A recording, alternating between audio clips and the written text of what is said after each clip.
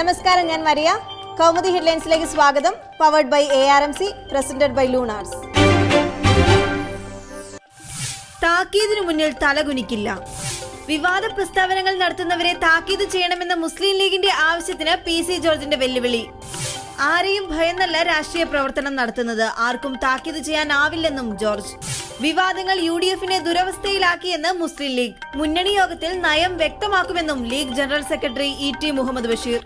ജോർജിന്റെ പ്രസ്താവന കേരള കോൺഗ്രസ് ചർച്ച ചെയ്യുമെന്ന് ആന്റണി രാജു.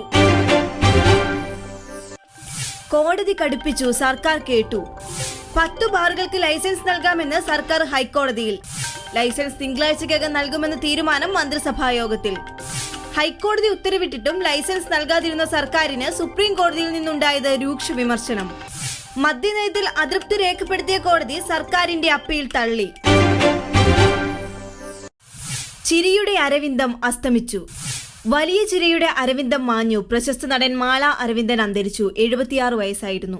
ഹൃദയാഘാതത്തെ തുടർന്ന് കോയമ്പത്തൂരിലെ ആശുപത്രിയിൽ ചികിത്സയിലായിരുന്ന മാള അരവിന്ദന്റെ വിയോഗം രാവിലെ 6:30-ഓടെ. വിടർന്ന ചിരിയുടെ അപരനാമമായി വെള്ളിത്തിരയിൽ നിറഞ്ഞ അഭിനയ ജീവിതത്തിന് തുടക്കം 1968-ൽ സിന്ദൂരത്തിലൂടെ. പൂർത്തിയാകാനിരിക്കുന്ന ചിത്രം നൂൽപ്പാലം. തബലവാദകനായി നാടകവേദിയിൽ തുടങ്ങിയ കലാജീവിതം സിനിമയിൽ പൂർണ്ണമാക്കിയത് 4 പതിറ്റാണ്ടുകാലം. വെല്ലുവിളിയുടെ മാണി സ്റ്റൈൽ. ആരോപണങ്ങളെല്ലാം പുച്ഛിച്ചു തള്ളിയും പ്രതിപക്ഷത്തെ പരിഹസിച്ചും മാണി ബഡ്ജറ്റ് താൻ തന്നെ അവതരിപ്പിക്കുമെന്ന് പ്രഖ്യാപനം. എല്ലാ തീരുമാനങ്ങളും കൂട്ടായി എടുത്തത് തനിക്ക് മാത്രമായി ഒന്നിലും പങ്കില്ല. ബിജുവിന്റെ രേഖകൾ കൃത്രിമമെന്നും ആക്ഷേപം.